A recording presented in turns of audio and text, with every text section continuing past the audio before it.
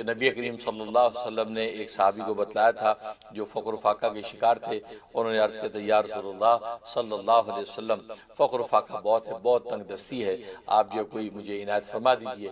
تو آپ نے فرمایا تھا کہ جب گھر سے نکلا کرو تو یہ جو ہے 5 سورتیں پڑھا کرو بسم اللہ ملا کے۔ سب سے پہلے بسم اللہ پڑھ کے قل یا ایھا الکافرون پڑھنی ہے، پھر بسم اللہ پڑھ کے اذا جاء نصر اللہ پڑھنی ہے، پھر بسم اللہ پڑھ کے قل ھو اللہ پڑھنی ہے، پھر بسم اللہ پڑھ کے سورہ فلق، پھر بسم اللہ پڑھ کے سورہ ناس۔ سورہ ناس ختم ہونے کے بعد آخر میں پھر بسم اللہ پڑھنی ہے، کیونکہ 6 مرتبہ بسم اللہ ہو جائے گا، 5 یہ صورتیں تلاوت ہو جائیں گی۔ گھر سے نکلنے کے وقت نبی نے فرمایا کہ یہ تلاوت کرو، اور پھر اپنے کام کاج سے فارغ ہو کے واپس گھر لوٹنے لگو تو پھر یہ 5 صورتیں تلاوت کر لیا کرو۔ فرمایا تمہارا فقر و فقہ ایسا دور ہوگا کہ تم مال رکھ رکھ کے بھولو گے۔ اور واقعی وہی ہوا۔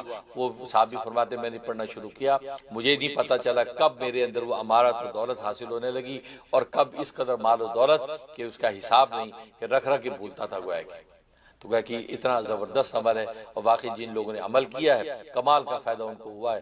تو بالکل آپ یہ اس پہ عمل کریں، جن کی دکان دفتر ہے وہ اس پہ عمل کریں اس طریقے سے۔ اب رات سوال آپ نے کہا کہ میری کوئی دکان دفتر نہیں ہے، اب اس کا یہ طریقہ ہے کہ اگر آپ ویسے گھر سے نکلتے ہیں، مطلب جاب ڈھونڈنے کے لیے، کاروبار کے لیے، کسی مقصد کے نکلتے ہیں تو پڑھ کے نکلیں، جب گھر واپس لوٹنے لگے تو پڑھتے واپس آ جائیں۔ اب آپ کہتے ہیں میں گھر سے نکلتے نہیں، گھر میں رہتا ہوں، جاتا ہی نہیں، اس کے لیے حل یہ اپنے کمرے سے، جو بھی بیڈ روم ہے اپنے کمرے سے جب نکلے کچن کی طرف جائے، کچن کی طرف جائے اور یہ پڑھتا ہوا جائے۔ پڑھ کے کچن میں پہنچا، کچن میں تھوڑی دیر اپنا جو بھی چیز لی دی، نہیں لی تو تھوڑی دیر بعد اتنی دیر وہاں ٹھہرے کہ جتنی دیر میں تیسرا کلمہ 3 دفعہ پڑھا جا سکتا ہے تو 3 دفعہ تیسرا کلمہ پڑھ لے، وہاں کھڑا رہے۔ اس کے بعد اب وہاں سے پھر لوٹے اپنے کمرے کی طرف یا بیڈ روم یا ڈرائنگ روم کی طرف یا اپنی لائبریری کی طرف، اور اس وقت یہ پڑھتا ہوا واپس آئے۔ بس اپنے گھر کے اندر ہی یہ چل پھر کرتا رہے۔ انشاءاللہ 41 دن نہیں ہوں گے کہ انشاءاللہ آپ غیب سے اللہ تبارک و تعالیٰ اپنے خزانے کھول دیں گے۔ بہت ہی مجرب ہے، میں بھی دل سے دعا کرتا ہوں اللہ تبارک و تعالیٰ اہل اسلام کو فقر و فاقہ دور کر کے اللہ تعالیٰ عافیت اور خیر والا مال خوب نصیب فرما دیں، آمین یا رب العالمین۔ اس میں ہوں گے تو گویا کہ رسول اللہ صلی اللہ علیہ وسلم نے ضمانت دے دی کہ یہ ہمارا آدمی، ظاہر ہے کہ نبی کریم صلی اللہ علیہ وسلم جس کو اپنا کہہ دیں تو اس کی جو اپنائیت کا عالم کیا ہوگا۔ وہ ظاہر ہے کہ نہ صرف یہ خود رسول اللہ کی نظر میں محبوب بلکہ رب کائنات کی نظر میں محبوب ہو جاتا ہے۔ اس کے ایک ایک عمل جو اللہ کی نظر میں محبوب، یہاں تک کہ آسمان کے فرشتے ایسے محبوب شخص کے قدموں کے نیچے پر بچھاتے ہیں۔ لیکن اگر اس کے اندر یہ اوصاف نہیں ہے کہ چھوٹوں پر شفقت نہیں کرتا، بڑوں کی تعظیم نہیں کرتا، اب رہی یہ بات کہ یہ کیوں ایسا ہوگا، اس کی بنیادی وجہ عجب اور کبر ہے۔ اگر انسان میں عجب اور کبر ہوگا تو وہ ان امراض کا شکار ہوگا۔ اب عجب اور کبر ہے، اس کبر کی وجہ سے اس کے اندر غصہ بھی ہوگا، عجب کی وجہ سے اس کے اندر ایک ناز بھی ہوگا۔ نتیجہ کیا ہوگا کہ وہ چھوٹوں پر شفقت نہیں کرے گا۔ یعنی چھوٹوں پر شفقت کے لیے اس کا دل نرم ہونا چاہیے، جیسے حدیث میں آتا ہے پرندوں جیسا دل، چڑیوں جیسا نرم دل، پرندوں جیسا نرم دل، لیکن خونخوار بھیڑیے جیسا دل ہوگا تو چھوٹوں پر کیا شفقت کرے گا۔ لہذا یہ کبر کی وجہ سے اس کا دل سخت ہوگا، یہ کہ چھوٹوں پر شفقت نہیں کرے گا۔ وَلَمْ يُوَقِّرْ كَبِيرًا، بڑوں کی تعظیم نہیں کرے گا، اور یہ ظاہر یہ بھی کبر کی وجہ سے، جب خود تکبر کا شکار ہے، خود اپنی بڑائیت کے نشے میں مبتلا ہے تو کسی کو بڑا کیوں سمجھے گا؟ جب بڑا نہیں سمجھے گا تو تعظیم کیوں کرے گا؟ کیونکہ کسی کو بڑا سمجھنے میں خود اس کا اپنا چھوٹا ہونا لازم ہے۔ جب اپنا چھوٹا ہونا لازم آئے گا تو ظاہر ہے کہ متکبر آدمی اپنے آپ کو چھوٹا تسلیم کرنے کو تیار نہیں ہوتا۔ اسے بڑائی کے بت اپنے اندر سجا رکھے ہیں، وہ یہ نہیں سمجھتا کہ میں چھوٹا ہوں، لہذا وہ کسی کی تعظیم نہیں کرے گا۔ لہذا یہ دوسرا مرد یہ بھی کبر کی وجہ سے پیدا ہو گیا۔ وَيَأْمُرُ بِالْمَعْرُوفِ، اور نیکی کو حکم نہ کرے گا۔ اب نیکی کا حکم نہ کرنا یہ بھی کبر کی علامت ہے کہ نیک بات کو حکم نہیں کرتا۔ اس کا مطلب یہ کوئی نیک بات کو اہمیت نہیں دیتا، اس کے نیک بات کی کوئی اہمیت نہیں ہے کہ یہ نیک بات کہی جائے، لوگ اس پہ عمل کریں، اس کو اہمیت نہیں دیتا۔ تو یہ بھی تکبر اور غفلت کی وجہ سے، کیونکہ تکبر کی وجہ سے غفلت پیدا ہوتی ہے، غفلت کی وجہ سے اس چیز کی اہمیت اور مقام کو نہیں پہچان پاتا، لہذا نیکی کا حکم نہیں کرے گا۔ وَيَنْهَى عَنِ الْمُنكَرِ، اور برائی بری باتوں سے روکے گا نہیں، اور برائی سے نہ روکنا یہ بھی کبر کی وجہ سے ہوگا، کیونکہ تکبر کی وجہ سے اس کے وہ برائی نہیں ہے، برائی کی اہمیت نہیں ہے کہ یہ کام برا ہے اللہ کی نظر میں، یہ کام برا ہے رسول اللہ کی نظر میں صلی اللہ علیہ وسلم، یہ کام برا ہے معاشرے کی نظر میں، تو گویا کہ اس کے ہاں اس برائی کی کوئی اہمیت ہی نہیں ہے، لہذا وہ اس کی فکر ہی نہیں کرے گا کہ اس سے روکا جائے۔ نتیجہ ہے کہ تکبر کی وجہ سے دیکھو یہ 4 مرض پیدا ہو گئے. تبھی تو یہ وہ علماء فرماتے ہیں کہ کبر جو ام الامراض ہے، سارے امراض کی ماں کبر ہے. تکبر سے باقی سارے امراض جنم لیتے ہیں، سارے اخلاق رذیلہ جنم لیتے ہیں. کیونکہ یہ 4 جو اخلاق رذیلہ وہ کبر اور عجب کی وجہ سے پیدا ہوتے ہیں. جب کبر اور عجب کا انسان علاج کر لیتا ہے، اپنے اندر تواضع انکساری عزت پیدا کر لیتا ہے اور اپنے آپ کو دوسروں سے کمتر سمجھنے لگتا ہے، تو نتیجہ یہ کہ یہ ساری کی ساری برائیاں اچھائیوں میں بدل جاتی ہیں. یہ اخلاق رذیلہ اس کے اخلاق فضیلہ میں بدل جاتے ہیں، یہی اس کے لیے فضیلت کا باعث بن جاتے ہیں. اس لیے نبی کریم صلی اللہ علیہ وسلم نے تنبیہ کی کہ لیس منا، وہ ہم میں سے ہے نہیں، ہمارے سے اس کا کوئی واسطہ نہیں ہے، ہمارے طرز عمل ہماری جماعت کا آدمی نہیں ہے.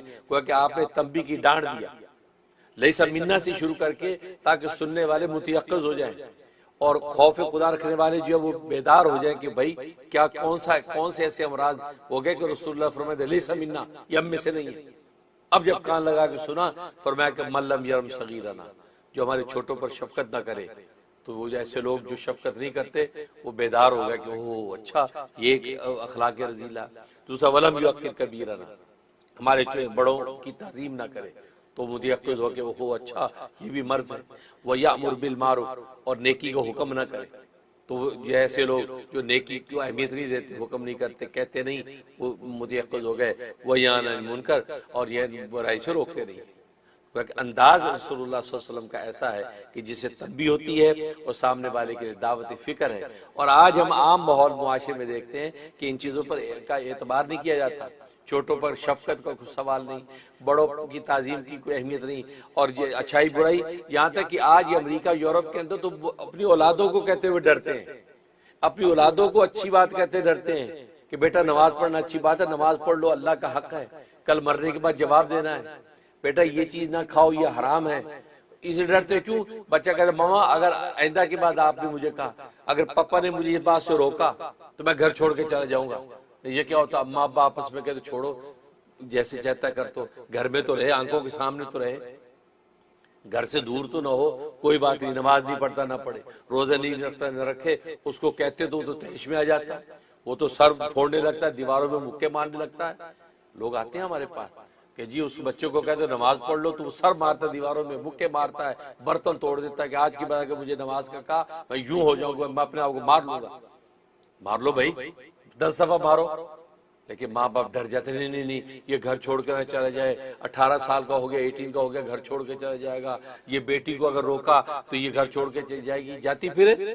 آپ نبی کے حکم کو پورا کریں، اخلاص سے پورا کریں اور اللہ کو سامنے رکھ کے اور پورے توکل کے ساتھ پیش کریں. انشاءاللہ دل اللہ تبارک و تعالیٰ کے ہاتھ میں ہے. آپ جس خلوص کے ساتھ اور جس جذبے سے یہ جب اس حکم دیں گے کہ نماز فرض ہے، پڑھنا ضروری ہے، اور یہ گناہ ہے جس سے تم رکو، تو نتیجہ کیا ہوگا؟ اللہ تبارک و تعالیٰ اس کے دلوں کو تھامیں گے. کیونکہ حدیث میں آتا ہے رحمان کی 2 انگلیوں کے درمیان انسانوں کی دل ہے، وہ جیسے چاہے پلٹ دیتا ہے. لہذا ڈر کے ماں باپ کو یہ رہنا، اور بچے ان کے سامنے گناہ کرتے ناچتے ہیں، ان کے سامنے جو بے نمازیاں اور جو شریعت کی جو توہین اور قرآن و سنت کی توہینیں کرتے ہیں، مجھے پتا ہے کہ والدین کہتے ہیں نہیں جی نہیں، ہم سوچتے کوئی بات نہیں، بچہ گھر نہ چھوڑ کے چلا جائے، 100 دفعہ چلا جائے. ایسا بچہ نہیں ہے، قرآن کی نص ہے. نوح علیہ السلام کو اللہ تبارک و تعالیٰ فرماتے ہیں لیس من اہلک، جب انہوں نے اپنے بچے اور بیٹے کے لیے سفارش کی، اللہ فرماتا ہے لیس من اہلک، وہ تیرا بچہ ہی نہیں ہے، تیرے خاندان میں سے نہیں ہے. کیوں؟ انہو لیس عمل صالح، اس لیے کہ لیس لہو عمل صالح، اس کے لیے اس کا عمل نیک نہیں ہے.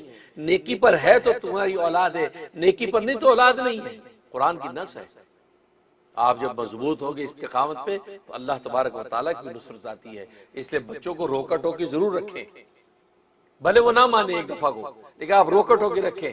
اس کا نتیجہ کیا ہو کہ زندگی میں ایک ٹرننگ پوائنٹ ایسا ضرور آتا ہے کہ بچہ سوچتا ہے کہ یار ابو کہتے تھے نماز پڑھا کرو، یار امی کہتی تھی قرآن پڑھا کرو، یار ابو نے اس چیز سے روکا تھا، مما نے روکا تھا، انکل نے منع کیا تھا. اس کو ایک وقت میں جب وہ چیزیں یاد آتی، وہ ٹرننگ پوائنٹ ہوتا ہے. وہ وہاں سے لوٹے گا اور آپ کو دعائیں دے گا. اور جو ماں باپ اس کے قبروں میں ہوں گے لیکن وہ دعائیں دے کر میری ماں کتنی اچھی تھی، مجھے منع کر گئی، آج مجھے سمجھ میں آیا.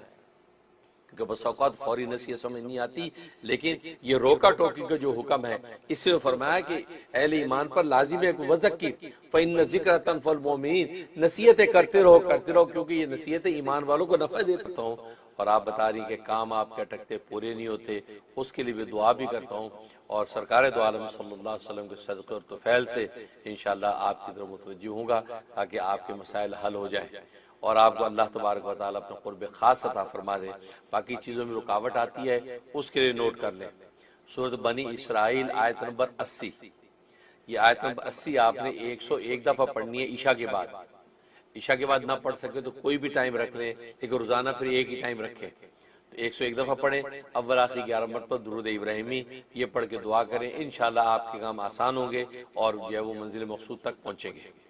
اور دوسرا جو ہے کہ آپ اللہ کا قرب چاہتی ہیں، اس کے لیے میں نے عمل بتا رکھا ہے کہ وتر کی نماز سے پہلے 103 مرتبہ آپ نے جو آلتی پالتی مار کے بیٹھ جائیں قبلہ رخ، اور توجہ کے ساتھ آنکھیں بند کر کے آیت کریمہ پڑھنی ہے، لا الہ الا انت سبحانک انی کنت من الظالمین، یہ 103 مرتبہ، اور تصور یہ باندھنا ہے کہ آسمان سے اللہ کا جو ہے فیض ایک نور کی شکل میں میرے قلب میں اتر رہا ہے اور دل میں روشن ہو رہا ہے اور روشنیاں پھوٹ رہی ہیں۔ اس نیت کے ساتھ آپ نے پڑھنا ہے اور پڑھ کے اپنے سینے پہ دم کرنا ہے، اس کے بعد کھڑے ہو کے آپ نے وتر کی نماز ادا کرنی ہے۔ یہ ایسا زبردست عمل ہے کہ کتنے لوگ ہیں ماشاءاللہ جنہوں نے اس کی پابندی کی، ان کو اللہ تبارک و تعالیٰ کا خاص ایک دھیان، ایک خاص قرب نصیب ہو گیا، ایک خاص اللہ تبارک و تعالیٰ کی معیت کی کیفیت نصیب ہو گئی۔ بہت زبردست عمل ہے، اس کا اہتمام کریں، انشاءاللہ میں بھی دعا کرتا ہوں اللہ تعالیٰ آپ کو برکت عطا فرمائے۔ جی نیکسٹ۔ السلام علیکم ورحمۃ اللہ۔ وعلیکم السلام، اللہ آپ کو برکت عطا فرمائے۔ باقی آپ نے ہماری ایتھی ٹوکن کے حوالے سے ہماری حوصلہ افزائی کی ہے، اللہ تعالیٰ ہماری اس نیک قدم کو قبول و منظور فرمائے۔ کمیونٹی اور اہل اسلام ہی کے نفع کے لیے الحمدللہ ہم نے امریکہ کے اندر یہ ایک پروگرام ڈیزائن کیا اور ایتھی ٹوکن کے حوالے سے ہم نے اس کا اعلان کیا، اور اکارڈنگ ٹو شریعہ جو ہے تمام اس کے کونے خدرے دیکھ کر ہم نے اس کے جواز کا فتویٰ دیا ہے۔ تو ماشاءاللہ اہل اسلام سے فائدہ اٹھا رہے ہیں، خاص امریکہ یورپ کے لوگ، باقی دنیا کے لوگ بھی اپنے اپنے مقام پہ اس سے فائدہ اٹھائیں گے۔ اللہ تعالیٰ آپ کو برکت عطا فرمائے اور ہماری اس اقدام کو قبول و منظور فرمائے۔ اور باقی سوال آپ کا بڑا خوبصورت ہے کہ بغیر توبہ کے ایک مسلمان مر جاتا ہے تو اور جو ہے وہ جنازہ پڑھنے میں بہت سے مسلمانوں اس کے لیے مغفرت کی دعا کی ہے، تو کیا اس کی وہ توبہ کے قائم مقام ہوگا؟ اصل میں توبہ کا مفہوم دو طرح کا ہے، ایک تو وہ گناہ ہے کہ جن کا تعلق حقوق اللہ کے ساتھ ہے، دوسرے وہ گناہ جن کا تعلق حقوق العباد کے ساتھ ہے۔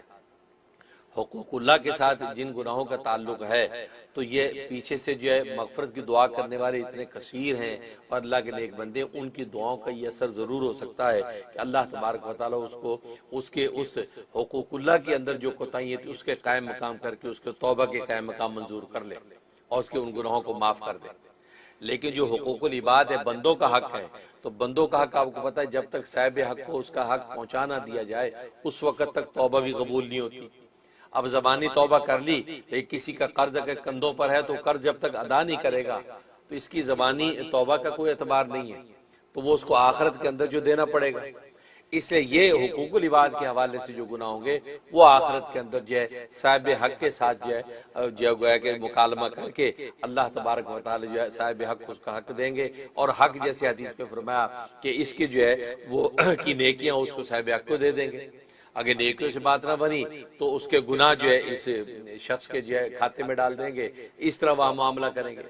لیکن اگر جو ہے مغفرت کی دعا کرنے والے اتنے اونچے مقام کے ہیں، اتنے کثیر ہیں، اس کے بخشش کی دعا کر رہے ہیں، تو اللہ تبارک و تعالیٰ اپنی رحمت سے یہ ضرور کر سکتے ہیں کہ حقوق العباد کا جو معاملہ ہے وہ بھی اپنے ذمے لے لے، اور جو صاحب حق ہوں گے ان صاحب حق کا حق اپنی طرف سے ادا کر کے ان کو خوش کر دیں گے، اور وہ بیچارہ جو ہے وہ مرحوم جو ہے اس کی بخشش ہو جائے گی۔ تو یہ بھی ہے، چنانچہ اسے شہید کے بارے میں لکھا ہے نا کہ شہید کے اوپر جو ہے جو حق ہوں گے دنیا کے یعنی حقوق العباد ہوں گے تو اللہ تبارک و تعالیٰ اپنی طرف سے جو ہے وہ صاحب حق کو ادا کر کے ان کو خوش کر دیں گے تاکہ شہید کو جو ہے وہ سیدھے جنت کے اندر داخل کیا جا سکے۔ تو ایسا ہو سکتا ہے۔ تو بس اوقات جو مغفرت کی دعا کرنے والے کا اثر ایسا ہوتا ہے کہ حقوق العباد میں جہاں تک جو خواب کا تعلق ابو کے حوالے سے، اس کا مطلب ابو کی انشاءاللہ بخشش ہو گئی ہے، اچھے حال میں ہیں، لیکن آپ کی طرف سے ایصال ثواب کے منتظر ہیں۔ آپ نے جو پیسے دیکھے ہیں تو کیا اتنی مقدار جو اگر یاد ہو جتنے پیسے ہیں، یا یاد نہیں تو اپنے استطاعت کے مطابق جو ہے آپ رقم جو ہے وہ صدقہ کریں ابو کے لیے، ابو کے ایصال ثواب کے لیے، کیونکہ ان کو ایصال ثواب کی ضرورت ہے، مالی صدقے کی ضرورت ہے۔ نتیجہ یہ ہوگا کہ جو بھی مطلوبہ مرتبہ یا جو مطلوبہ جو ہے لفظیں معاف ہونے کا جو ہے ان کے سے وعدہ ہوا ہوگا تو اس ایصال ثواب سے ان کو فائدہ پہنچے گا، تو ایصال ثواب کریں۔ اور دوسرا باقی آپ اپنے لیے بیماری کو نوٹ کر لیں، اس کے لیے سورہ قریش 41 مرتبہ 41 ٹائم مغرب بعد پڑھنی ہے، اور پڑھ کے پانی میں دم کر کے پانی پی لینا ہے، اور ہر کھانے پینے پہ 11 مرتبہ لا حول ولا قوت الا باللہ العلی العظیم پھونک لینا ہے۔ اور یہ دو عمل آپ نے کرنے، انشاءاللہ اللہ کی رحمت سے آج کی بایوپسی کا جو رزلٹ جو ہے نیگیٹو آئے گا اور آپ کو اللہ سے تو عافیت دے گی۔ جی دفعہ مانگنا چاہتی ہیں تاکہ آپ کی پریشانی دور ہو جائے اور اللہ تبارک و تعالی کی خاص نصرت نصیب ہو جائے۔ اس کے لیے نوٹ کر لیں سورۃ النساء آیت نمبر 75 نمبر آیت، یہ آپ نے 41 ٹائم پڑھنی ہے۔ کسی بھی ایک نماز کے بعد آپ یہ پڑھیں، زور کے بعد پڑھیں تو بہت اچھا ہے، ورنہ کوئی بھی وقت رکھ لیں، اول آخری 11 مرتبہ درود ابراہیمی یہ پڑھ کے آپ دعا کریں۔ جو بھی دشمن ہیں ان کے لیے کریں کہ دشمنوں کو اللہ دفع دور کرے، اور اس اپنے شوہر کے لیے کریں تاکہ یہ ان دشمنوں کے نرغے سے نکل کر آپ کے ساتھ جو ہے اس کے معاملات جو حسن اخلاق میں بدل جائیں۔ یہ نیت کر کے اللہ کی خاص نصرت مانگیں۔ تو یہ 41 ڈیز کی نیت سے آپ شروع کر لیں، بہت زبردست دعا ہے اور زبردست اللہ کی نصرت اور رحمت آپ کے ساتھ شامل حال ہو جائے گی۔ میں بھی دل سے دعا کرتا ہوں۔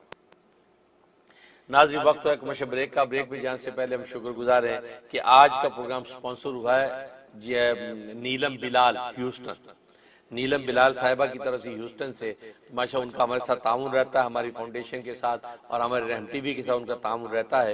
اللہ تعالیٰ ان کی تعاون اور محبت کو قبول و منظور فرمائے۔ تو آج کا پروگرام جو نیلم بلال کی طرف سے ہے، اور یہ پروگرام کے اندر جو بھی نیک بات کہی گئی سنی گئی اس کا صدقہ جاری ان کو، ان کی آل اور میں آپ کا ہوسٹ اینڈ گیسٹ مفتی منیر احمد اخون، اور خوش آمدید کہتا ہوں آپ کے مسائل ان کے اور ان کا حل میں۔ ناظرین اب ہمارا دوسرا سیگمنٹ ہے اور وہ روشن قندیلیں۔ روشن قندیلیں کے تحت ہم فقہ اسلام کے واقعات پیش کرتے تھے اور ان کو مشعل راہ بناتے ہیں، لیکن کالز بہت ہیں، اس لیے جو ہے وہ انتظامیہ کا جو ہے وہ کہنا یہی ہے کہ ہم اس دفعہ کالز لیتے ہیں، دیکھتے ہیں کہ کون خوش ہے۔ ٹھیک ہے، اللہ اکبر اللہ اکبر، ٹھیک ہے۔ اللہ تعالیٰ آپ کو برکت عطا فرمائے اور آپ کی محبت کو قبول فرمائے، اور آپ کی بہن کے حوالے سے جو بھی تکلیف و پریشانی ہے اس کو رفع فرمائے، اور آپ کی بہن کو صحت و عافیت نصیب ہو۔ ان کے لیے نوٹ کر لیں سورۃ ہود آیت نمبر 44 سورۃ ہود کی آیت نمبر 44 جو ہے یہ آپ نے 41 مرتبہ پڑھنی ہے، 41 ٹائم پڑھنی ہے۔ پانی پہ دم کریں، پانی دم کر کے ان کو پلا دیں، یا جو دوائیں وغیرہ ہیں جو ان کو دی جا رہی ہیں ان پہ دم کر لیں، یا کھانے پینے پہ پھونک دیں، کوئی بھی کھانے پینے کی چیز اس کے اوپر دم کر کے اس کو دینا شروع کر دیں، اور یہ 21 دن پابندی سے کریں۔ سورہ ہود کی آیت نمبر 44 41 مرتبہ پڑھنی ہے، اول آخری 11 مرتبہ درود ابراہیمی۔ انشاءاللہ اللہ کی رحمت سے جو ہے ان کو جو بھی مرض رفع ہو جائے گا، ان کو شفا ہوگی، میں بھی دل سے دعا کرتا ہوں۔ جی نیکسٹ، جی بتائیے۔ السلام علیکم، ہاں جی بولیے۔ جی السلام علیکم ورحمۃ اللہ وبرکاتہ۔ وعلیکم السلام۔ حضرت فیاض احمد عرض کر رہا ہوں بہاول نگر پنجاب پاکستان سے۔ جی جی امید ہے کہ آپ خیریت سے ہوں گے۔ اللہ تعالیٰ آپ کو اپنے زمان میں رکھے اور اللہ تعالیٰ آپ سے نیچے حد سے محفوظ رکھے، آمین۔ حضرت جو ہے وہ میں پنجابی کے چند الفاظ آپ کی خدمت میں رکھنا چاہتا ہوں کہ راہ دے ہر کوئی اچھے میں بھی اچھا راہ دے، راہ دے ہر کوئی اچھے میں بھی اچھا راہ دے، بن مرشد راہ نہیں لبنا رول مرسے وچ راہ دے۔ تو حضرت میرا جو ہے ایک بھتیجا ہے، رات کو ان کے جو ہے نا سر کو بخار چڑھ جاتا ہے، دن کو وہ ٹھیک رہتے کھیلتے کودتے رہتے ہیں، لیکن رات کو بخار چڑھ جاتا ہے، اس کے لیے وظیفہ عنایت فرما دیں۔ السلام علیکم و رحمۃ اللہ۔ وعلیکم السلام۔ بہت شکریہ بہت شکریہ، ماشاءاللہ اللہ تعالیٰ آپ کی محبت کو قبول فرمائے۔ بہاول نگر پاکستان سے کال کر رہے ہیں فیاض صاحب، اللہ تعالیٰ آپ کو برکت عطا فرمائے، اور آپ نے پنجابی کا جو اچھا شعر پیش کیا ہے اللہ تعالیٰ اس کو شرف قبول بخشے۔ باقی آپ کے بھتیجے کے حوالے سے کہ اس کے سر میں درد رات کو ہو جاتا ہے، دن میں ٹھیک رہتا ہے، لیکن رات کو جو ہے اس کے سر پہ جو بخار چڑھ جاتا ہے، اس کے لیے نوٹ کر لیں 2 عمل کرنے ہیں، 2 عمل کرنے۔ ایک سورۃ الناس یہ 7 دفعہ پڑھنی ہے، اور سورۃ الحاکم التکاثر 7 دفعہ پڑھنی ہے۔ یہ دونوں صورتیں 7 دفعہ پڑھنی ہیں، اول آخر 3 مرتبہ درود شریف، اور اس کے یہ سر کو پکڑ کے، یہ ماتھے کی طرف سے سر کو پکڑ کے آپ نے یہ دونوں صورتیں 7 مرتبہ پڑھنی ہیں۔ پہلے سورۃ تکاثر پڑھنی ہے، اس کے بعد سورۃ ناس پڑھنی ہے۔ اول میں 3 دفعہ درود شریف پڑھنا ہے اور بعد میں 3 دفعہ درود شریف پڑھنا ہے، اور پڑھ کے زور زور سے 3 پھونکے اس کے سر پہ مارنی ہے، دونوں کانوں میں مارنی ہے، اور آدھے کپ پانی پہ دم کر کے پانی اس کو پلا دینا ہے۔ یہ مغرب سے پہلے یہ آپ نے عمل کرنا ہے، مغرب سے پہلے، عصر کے بعد، تو مغرب سے پہلے یہ آپ نے عمل کرنا ہے۔ انشاءاللہ رات کو اس کے سر پہ بخار نہیں چڑھے گا، اس کو شفا رہے گی۔ یہ 11 دن پابندی سے کر لیں، اللہ تعالیٰ اس کو ہر طرح سے وظیفے پڑھتے ہیں، اور وظیفوں کے اندر جو ان کو بہرحال جو وہ بعض دفعہ اللہ تبارک و تعالیٰ کی رحمت ظاہر ہو جاتی ہے، بعض دفعہ پریشانی ہوتی ہے، لیکن بات اصل میں یہ ہے، یہ بات ذہن میں رکھیں کہ تقدیر پر جو فیصلے ہیں، کیونکہ مقدر روزی اللہ تبارک و تعالیٰ کے یہاں تقسیم ہو چکی ہے، طے ہو چکی ہے۔ اسے حضرت حکیم الامت مجدد ملت مولانا شبلی تھانوی رحمہ اللہ تعالیٰ فرماتے ہیں کہ دنیا کی رزق کے حوالے سے تو پریشان ہونا نہیں چاہیے، ہاں مانگنے کے ہم ذمہ دار ہیں، اللہ سے ہم مانگیں، اللہ کے آگے ہاتھ پھیلائیں، اس کے لیے وظیفہ کرنا، وظیفہ کریں، کیونکہ وظیفے کرنا بھی کیا ہے کہ ایک طرح کے مانگنے کا عنوان ہے۔ مطلب یا رزاقو یا رزاقو یا رزاقو جو پڑھتا ہے، اس کا مطلب ہے یہ بندہ اللہ سے رزق مانگتا ہے، تو اس وجہ سے۔ لیکن یہ کہ اللہ تبارک و تعالیٰ جانتے ہیں کہ کس وقت اس کو رزق و روزی دینا یا وسعت مال دینا اس کے لیے نافع ہے، اسی وقت اللہ تبارک و تعالیٰ ہمارا مقدر رزق اتار دیتے ہیں۔ لہذا مقدر رزق کہیں نہیں جاتا، وہ مل کے رہتا ہے، اس لیے مقدر روزی پر ایمان رکھنا یہ ضروری ہے کہ انسان یہ رہے کہ یا اللہ جو مقدر روزی لکھ دی ہے وہ تو مجھے ملنی ہے، اور مجھے عطا فرما دیجئے عزت کے ساتھ۔ اب مقدر روزی جب مل گئی، اب مقدر روزی کو اب استعمال کس انداز سے کر رہے ہیں، ظاہر ہے اس انداز پر بھی اللہ کی نظر ہوتی ہے۔ جیسے وہ مشہور واقعہ جو ہے امام رومی رحمہ اللہ تعالیٰ نے لکھا ہے، روایات میں آتا ہے کہ حضرت موسیٰ علیہ السلام جو اللہ تبارک و تعالیٰ سے ہم کلام ہونے کے لیے گئے، تو راستے میں جو ہے ایک شخص ملا، مفلس غریب بیچارہ تھا۔ اس نے کہا کہ آپ اللہ تبارک و تعالیٰ سے جب وہ ہم کلام ہونے جا رہے ہیں تو آپ اللہ سے میرے لیے ایک کام کروا دیں، ایک درخواست ہے۔ جی کیا؟ وہ یہ کہ اللہ نے میرے لیے جتنی مقدر روزی لکھ رکھی ہے وہ ساری مجھے ایک دے دیں، ایک ہی دن میں آج ہی مجھے دے دیں، تو جتنی روزی میری لکھی ہے مجھے دے دیں، میں کھا پے پیٹ بھر کے بالسکون کر لوں، اس کے بعد بھلے مجھے موت آ جائے۔ لیکن روز روز کی قسم پرسی، روز روز کی جو ہے وہ یہ فاقہ کشی، یہ مجھ سے برداشت نہیں ہوتی، آپ اللہ سے میرا سارا رزق ایک دفعہ کے لے کے آ جائیں۔ جب موسیٰ علیہ السلام گئے، اللہ سے ہم کلام ہوئے، اللہ تبارک و تعالیٰ کے سامنے مدعا رکھا کہ ایک مفلس غریب ملا ہے، وہ یہ کہتا ہے کہ میری ساری روزی جو ہے جتنی مقدر ہے وہ آج ہی دے دے، بس وہ میں کھا کے ٹھاٹ سے سکون سے پیٹ بھر کے اس کے بعد موت آ جائے مر جاؤں گا۔ اللہ تبارک و تعالیٰ نے فرمایا ٹھیک ہے، اس کو 10 بکریاں دے دو اور 2 بوریاں اناج کی دے دو اور 3 بوریاں چاول کی دے دو، تو گیا کہ یہ کل جو ہے اس کی روزی تھی وہ اس کے حوالے کر دی، اور کہتے وہ بڑا خوش ہوا کہ بس اب مجھے مقدر روزی مل گئی ہے، اب یہ کھا پی کے اپنے پیٹ بھر لوں گا، اس کے بعد موت آئے، کیونکہ ساری زندگی گزر گئی پیٹ بھر کے روٹی کھا کے نہیں دیکھی، یار مفلس۔ اب وہ لے کے چلا گیا۔ اب جو موسیٰ علیہ السلام سمجھ گئے بظاہر ہے کہ اس کی مقدر روزی اتنی ہے، اب یہ کھا پی کے ختم ہو جائے گی 4-6 مہینے میں، اس کے بعد ظاہر ہے پھر روزی ہے ہی نہیں، اس نے مرنا ہی ہے بیچارے نے۔ چلو حضرت موسیٰ علیہ السلام اپنے کام میں لگ گئے، دعوت تبلیغ میں۔